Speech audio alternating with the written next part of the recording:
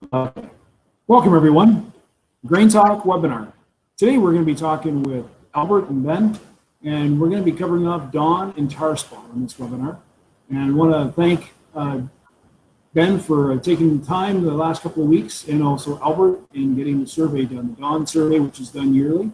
And in conjunction with GFO funding, we make sure that we're doing evaluations across the province to make sure we know dawn levels and what we can expect at harvest, and to come up with some recommendations and management tips for growers so we can manage issues that are out in the field. At this time, we're also going to be talking about tar spot in this webinar, and Albert will take that near the end, but for right now, we'll focus on dawn. And what are your thoughts of the survey this year? Could you kind of go over what you found out? Yeah, sure. So, Marty, we've done the survey. It'd be 10 straight years now, every fall, with the idea of trying to get results out before people are starting to combine. So you at least have an idea of pre-harvest, what in general dawn levels are like each year. So this year we went from September 23rd to October 2nd, worked with a number of cooperators and people and, retailers, agronomists across the province to help collect samples. And so we got 245 samples across the whole province in that time window. And we dry them, we send them to a lab as soon as possible for analysis, and then we get results. So the good news is this year, 89% of our samples were less than 2 ppm, which is fairly close to kind of our long-term average for samples being that low. Certainly there is mold out there, but not crazy levels. Every year there's usually a little bit out there somewhere. And, even in the fields that have it, we really don't have anything that's, crazy high. So the highest sample we had this year is a little over 5 ppm. There's only one sample that was over 5 ppm. So when you look at historical perspective, we're kind of in the kind of normal average range if you would consider things for the last 10 years. So Ben, was there any hot spots in the province? I know every year we kind of talk about areas of the province or maybe some issues, but looking at the chart that we've seen, it looks like there's just, hit and miss, right? It's kind of all mixed this year.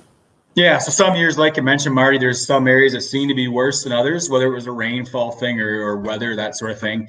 But this year, it was kind of a random smattering of those higher testing samples across the province. So, there's maybe the odd little area as you get southwest of London where there's maybe a little bit more higher testing. But again, by high testing, we're talking somewhere between 2 and 5 ppm, so really not crazy high.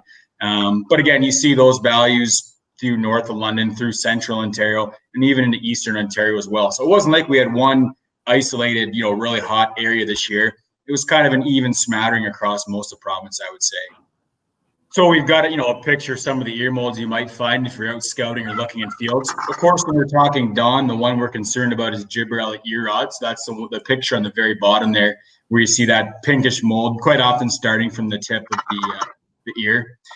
But also below it, we have a table of results from this year's survey. So again, as you can see, 245 samples in total across the province. 58% of those samples were less than 0.5 ppm. 31% were from half a ppm to less than 2 ppm. So again, 89% of the samples testing below 2 ppm. About 10% of the samples testing between 2 and 5 ppm. And it shows up as 0 here, but we had one sample that was over 5 ppm out of the total 245 samples. So again, when you look at long-term results, here's a table showing what those results have been for the last 10 years across the province. Again, at 89% of our samples less than 2 ppm, we're pretty much bang on what our 10-year average would be for samples being below 2 ppm. Again, Marty, you asked about samples, did we have any hot spots or that sort of thing in the province? This is a map of samples across the province.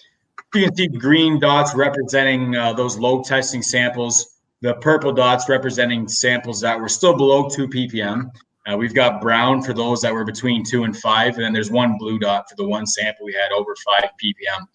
But generally speaking, when you look across the province, I think even when you look at those elevated tests, maybe a little bit more to the southwest, but generally a smattering of those across the province. Not like you would say there's one isolated hotspot compared to all other areas of the province. Well, that's good. So pork producers who are concerned and other producers that are concerned hopefully can find some clean corn, and hopefully most farmers will be able to blend off and have an average year. Talking about how dawn actually forms out there, Ben, a lot of times it's based on the weather conditions that we have, and usually areas of rainfall. Also, pollination period is a big thing. I think one thing that we've seen over the last number of years, especially at 2018, I remember the end of 2018, we all of a sudden got some weather maps and showed rainfall, and sure enough, the areas that had over 5 parts per million had ideal rainfall conditions almost every week, and very moist and foggy conditions during that August timeframe that really infected the crop. And this year we had some heavy rainfall, and some areas where maybe planting was a little bit delayed, timing of pollination and rainfall. Those are all kind of factors that kind of take an effect. And one other factor too is the hybrid selection. Some hybrids can be more susceptible, but it's really at when you're flowering, when the pollination period occurs, and rainfall, kind of a combination of all three. You have to have the environment and the disease presence, of course, with that. Yeah, so like you mentioned, they always talk about the disease triangle. In order to get disease, first of all, you need a host present, which obviously corn. We're growing corn, so that's there. You need the disease to be present as well to actually infect the host, and then even if you have those two, you still have to have the right weather for conditions that are good for that disease to grow on the plant. So we did talk a little bit about growing season. Like you mentioned, it was almost kind of shaping up a little bit like a 2018, and I know there was chat about that in the summertime that. From planting timing right up until tassel timing, most parts of the province have been quite dry. And then it seemed like as soon as we got to tassel timing, the taps all of a sudden turned on, which was great from a corn yield perspective. But of course, makes maybe a little bit nervous about ear mold starting to get a foothold at that, fresh silk timing when the spores can land on the silks and start to grow. Luckily for a lot of areas, I think, we did get a number of weeks of rainfall and heavy rains in some areas. But as we got to later August and into September, I think things started to turn dry again, which may be, diseases may be established, but kind of helps slow growth of what was out there. I know, Albert, if you have additional comments on that. Well, I think also, Ben, there's a good summary in that. The other side is temperature played a big role too, right? We had considerable high temperatures this year, in many cases above 30 degrees Celsius, and that and that played a factor as well. We did have, as you mentioned, pretty consistent rains, good humidity, heavy dews, and there was concern that we might see more gibberella infection than what we saw last year. And I know in our trials, our inoculated trials this year, we did exceptionally well in terms of the amount of disease we've got there, and that it took quite well, but we also had it inoculated at the right time and just followed up with the rains and that as well. So interesting. In 2018, that was also the year we had considerable amount of gib and those dawn levels. Also the same time that we also had tar spot throughout the U.S. expanded, and that was considered more of a cooler, more temperate type temperatures during that season with those prolonged wet, high humidity. In many cases, we think rain drives a lot of this. Much more humidity, leaf wetness, silk wetness, those dew periods and that. And unfortunately for this year, we were also growth stage. We got in early, and we also much earlier harvest than say last year or so. That could have had an impact as well if we had those delayed harvest conditions that we had in 2018. So as Ben mentioned, all of these factors play a part in disease development and also in terms of mycotoxin development as well. So the other thing we usually touch on again when we're talking about is, we all know that insect feeding on ears opens ears up and makes them more susceptible for ear rots to get a foothold on those ears. So we always try to, comment on what we saw for Western bean cutworm or corn earworm feeding. So I think generally this year, looking at most of the samples we had, levels were fairly low compared to a number of years that we've had in the recent past. Certainly there was feeding there, but I don't think it was as heavy as what we've had in some recent years. And I think part of that was a lot of corn tasseled ahead of the peak moth flights or Western bean cutworm. Certainly where there was feeding, I think the risk was higher. Some of the samples that we had that, had some of the highest dawn levels this year were quite often associated with samples that had some feeding on some of the ears that we had pulled out of those fields. So I think where there was feeding, there was an increased risk. But I think generally speaking, it's there seemed to be less feeding out there in our survey samples compared to what we would have in several years, in the recent past.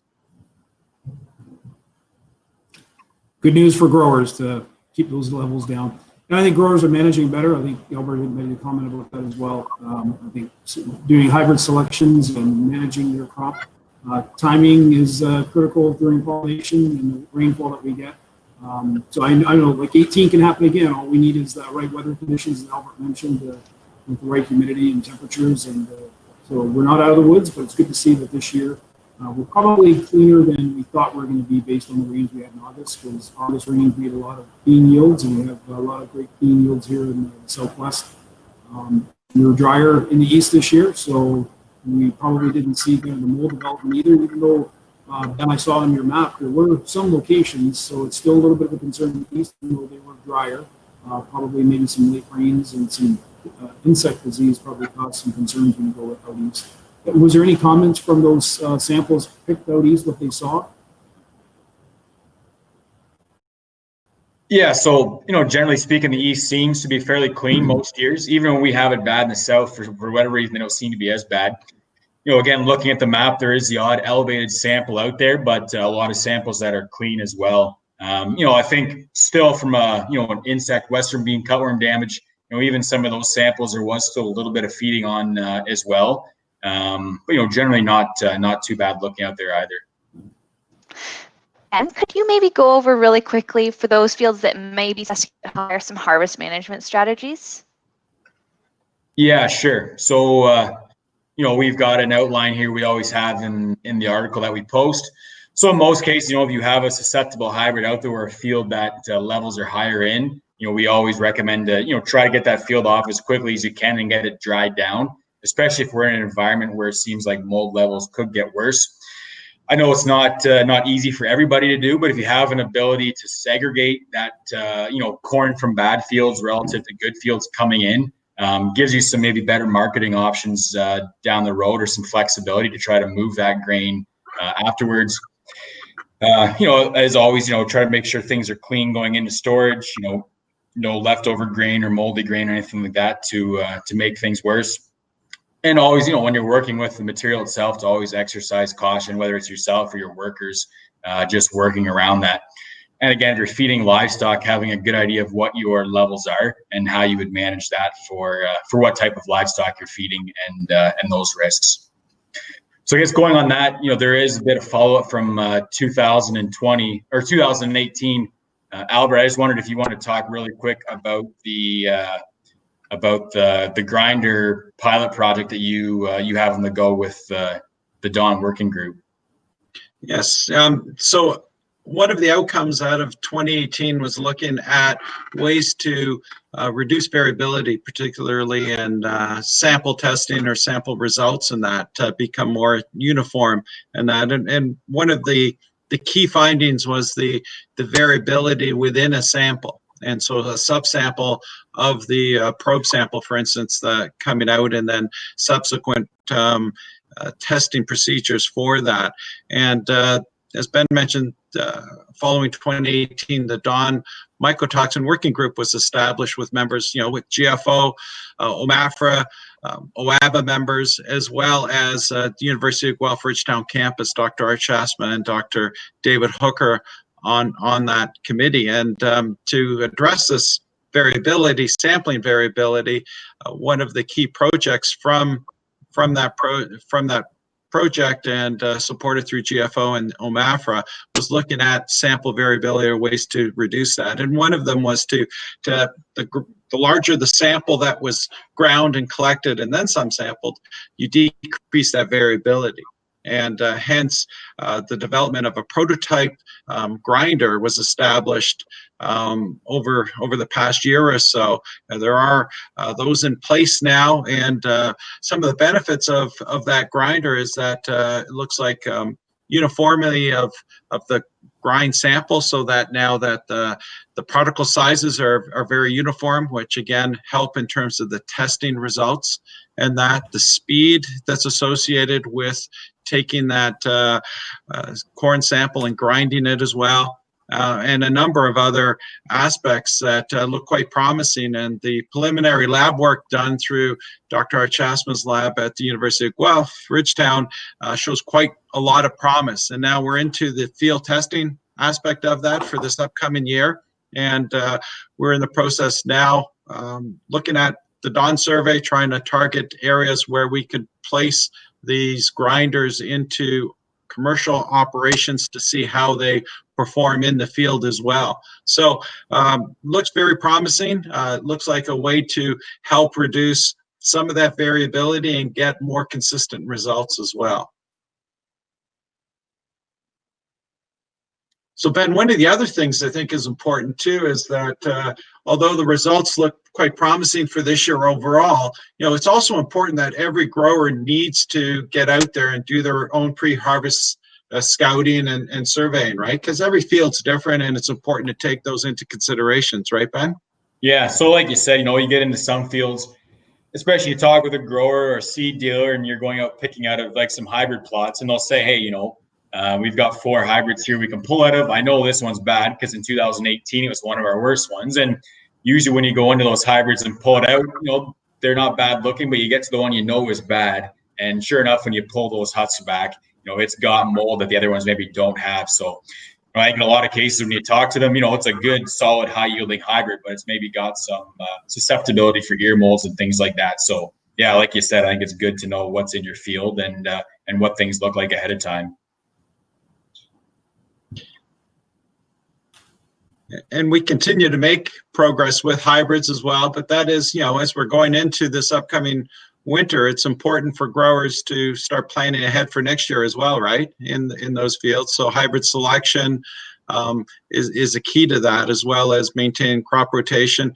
We do have fungicides as well that can assist us in suppressing some of the ear rots and subsequently dawn levels as well. So there's, as we approach into this upcoming winter, there's quite a few decisions to be made still. And insect control as well. Yeah, for sure. Yeah. Thanks for the information on Dawn. I think that's a great update for growers that they've been battling for many, many years. And we're always looking for a silver bullet, but we know there's not one, and we have to manage through it, that's for sure. Now we want to kind of move a little bit over to tar spot. Tar spot's been kind of a disease that we've been keeping an eye on in the U.S. since 2015, but Albert's been kind of keeping even a closer eye than most of us, and has been working with some fungicides and working with a group at the U.S. And Albert, I wonder if you could take a few minutes today and just update us on tar spot, what you're seeing this year, since this is the first year it's actually identified in Ontario. If you could take it. Yeah, we just finished talking about gibberella ear rot and dawn. It's a disease that is well established in Ontario and one that we have to deal with every year, and it's become endemic in the province. And one of the newer diseases, as Marty you mentioned, is tar spot in corn. It was first identified in 2015 in Illinois, Indiana areas. It continued, it established in the Midwest and those states, and then expanded and spread into other areas, including Iowa, Illinois, Indiana, Michigan, Wisconsin, Ohio, and that. So it wasn't. It's been on our radar for sure, and it wasn't until September 21st of this year. Got a call from Jonathan Brinkman, one of the technicians at Ridgetown, saying that he was seeing something odd in one of the corn plots just off of campus, and we went out to take a look with him, and indeed it was tar spot. And then from there we've continued to see more in the Chatham-Kent area. We're into Essex, Lambton, and then most recently last week, both into Elgin County, West Elgin, as well as into Middlesex now as well. So, it would show that it is air dispersed in most cases. In this case, it would be the spores move in on storm fronts, and that humidity plays a key role here too. And so that would indicate that we had a wide distribution or large geographical deposit of the inoculum or spores, and with that. And so, yeah, it's here, and I'm, some of the instances in some of those fields have quite a bit. The one in West Elgin here, I would say 2 different hybrids in there. Same story as when we talked about Dawn. One hybrid was definitely more susceptible than the other. Incidents in the whole field would be, 90% or more of the plants had at least one or two lesions, tar spot lesions on there. Severity went from trace up to, in some cases, I would say 35 to 40% of the leaf surface was covered in tar spot. So again, it would indicate that the storm fronts that came through in that mid-August timeframe, but also the temperatures that changed in that mid-August helped result in our establishment of disease, and that falls in quite nice, typically where we would have seen the disease at that R3 or milk stage as well. And that's how it's been typically, the pattern that's been established in the U.S. has been those later season infections. As I mentioned, in 2018, when basically from Iowa through to Michigan, there was substantial yield impact to producers due to tar spot. That year, it was much more cooler, also had good humidity as well, and the disease started much earlier. So it started in July, and hence you saw those much more yield losses and greater impact for us.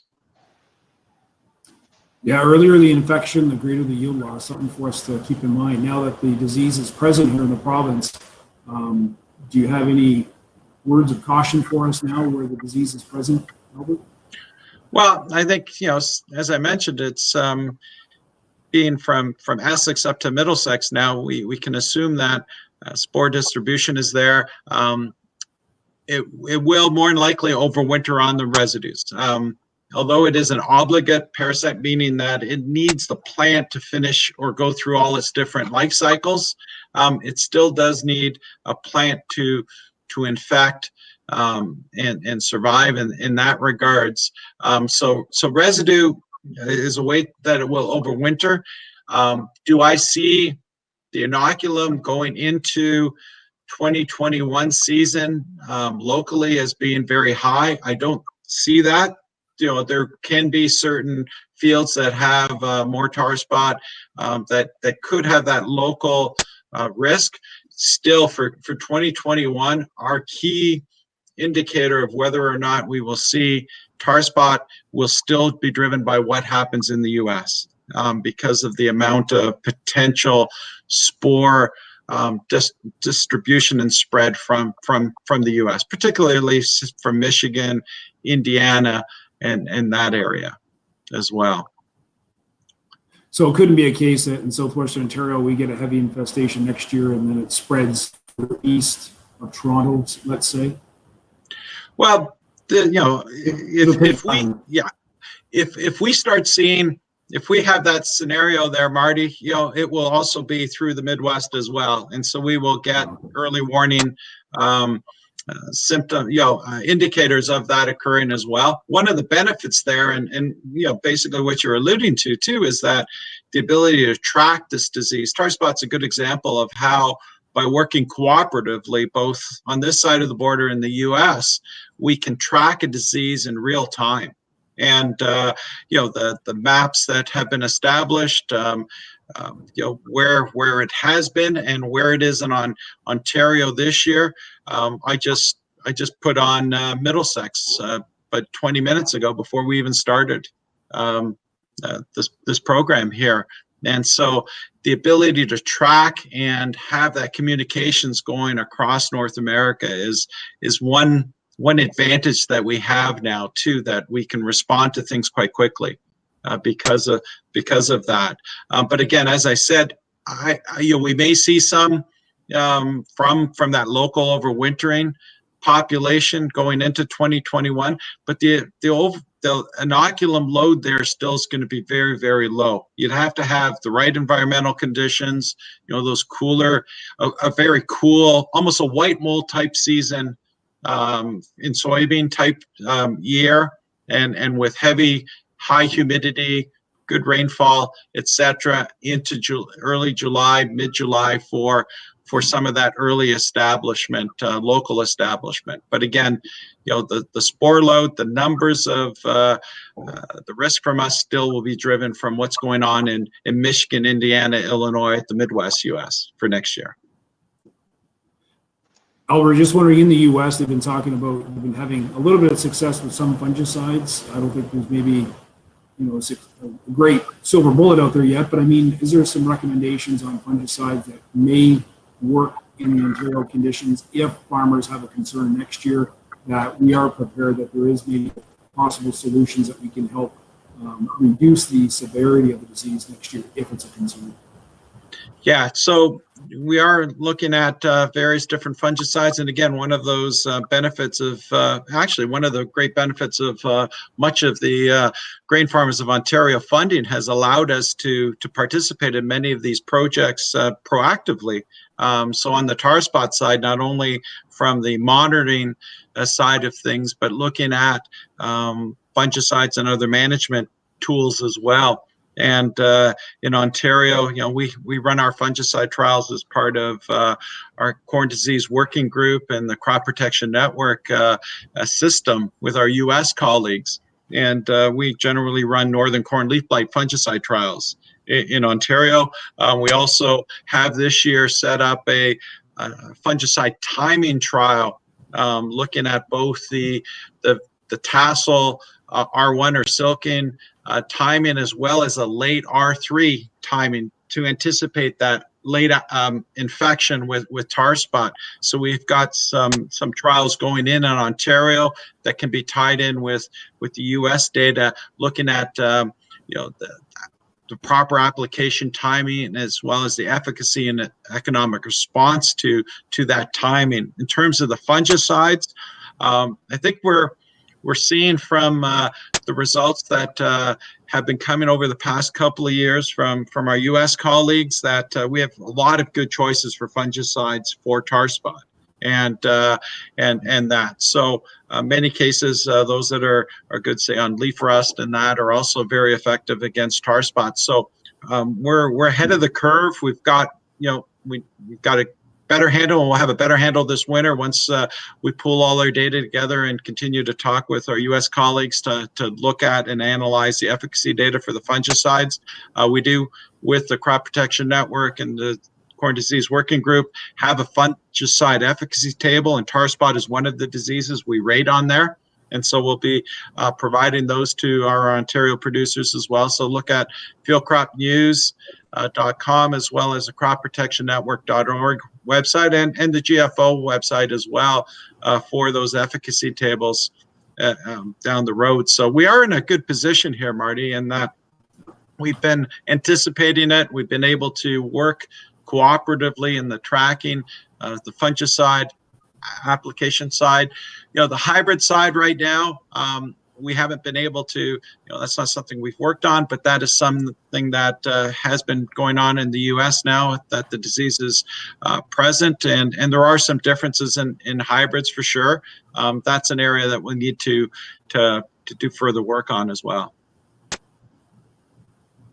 But the same thing as what we said about Dawn and getting out there prior to harvesting and doing a pre-harvest check to see what's out there, because it's not only just disease, it could be insects, it could be any number of other issues that you need to address this fall or going into next year's crop, whether it's fertility or pH issues or soil issues and that as well. So get out there and scout and look for if you've got some tar spot in those fields as well. That's how we've been finding, getting these calls from producers and from ag retailers and CCAs, has been just doing those critical pre-harvest checks. Yeah, a lot of growers ask what can they do, and that's the number one thing they can do is go and scout their fields and see what's out there, and identify and know what the diseases are, and figure out the next plan for next year and how to adjust your management plan for them. Thanks, absolutely. Okay, Albert, if somebody does suspect that they may have tar spot, what should they do? Well, as I said, we're tracking the disease. So one of the important things, if you do talk to your retailer or so, or give me a shout or send us a Twitter and email as well, just notify somebody that you've seen it. And it's important also to remember that, we're used to seeing what tar spot looks like. The name tar spot's pretty indicative of what you see on that leaf, right? So if you think of, right now with the maple trees and some of the ornamentals around your property going, you're seeing some tar spots, these big, large blotches on the leaves. It looks very similar on corn. The stoma that are produced there produce the spores, and that's what the risk is from. And so they look like tar spots. They're bumps on that leaf surface. This year, I don't know how many images or leaves I got brought in this year that ended up being insect poop. And that's one of the important things. I'll go like this, but don't rub your finger and all that, but wet it, rub it, and in many cases you can distinguish between soil or insect poop, etc., just by rubbing the leaf surface, and those will rub off. The tar spot will not rub off. You'll feel like a fine pepper flakes or bumps on that leaf surface as well, and so it's pretty easy to identify. Once you see it, it's obvious. Yeah, I've definitely seen it on my maple trees out in the yard, and I was just thinking, oh, that's really an easy way for somebody to maybe go and look and see what it might look like coming into their fields potentially in the future. Yeah, absolutely. Is there a key time when they should start scouting and looking for it? Like, is it at just before pollinations? I think you mentioned a few stages, I think it's at R3. Up around that R3, it's when it occurs earlier, when the environmental conditions are favorable. And that's where I sort of alluded to that with the tracking side of things, right? When you asked me that question, I said, we will know what's going on based on what's going on in the US, and that based on environmental, the disease development, those spores and all of that kind of stuff. So sort of similar what we've done over the past 5 years or so. It's still, all those are still in practice. Having it in Ontario really doesn't change a lot of that just yet, because as I said, I don't, other than a couple of these fields here that have some high levels, and they're going to go into corn, into soybeans, except for maybe that one field where I'll get some corn plots in there as I smile. So we might have some good Ontario tar spot there. And that, again, it's going to be driven by what we see elsewhere. And that's a good question too. So if somebody has tar spot in the field, does it matter to do a rotation because the spores are everywhere and it's going to blow in anyways? But growers may wonder that. Well, if you're on corn, you have a higher risk because, especially if you've got quite a bit in there and the residues have quite a bit of overwintering potential. And if you leave that residue on the soil surface, that will increase that potential risk. If you can bury the residue or break it down quicker, then again that reduces it. If you're going into soybeans, same thing. If the residue is broken down and can decompose quicker, then that reduces the risk as well. So get that plow out and work that ground and all that good stuff. So on behalf of Grain Farmers of Ontario, I want to thank everybody for joining us today, and a special thanks goes to Albert and Ben for your contributions today. Thank you very much, and wish everybody a safe harvest out there. Thank you.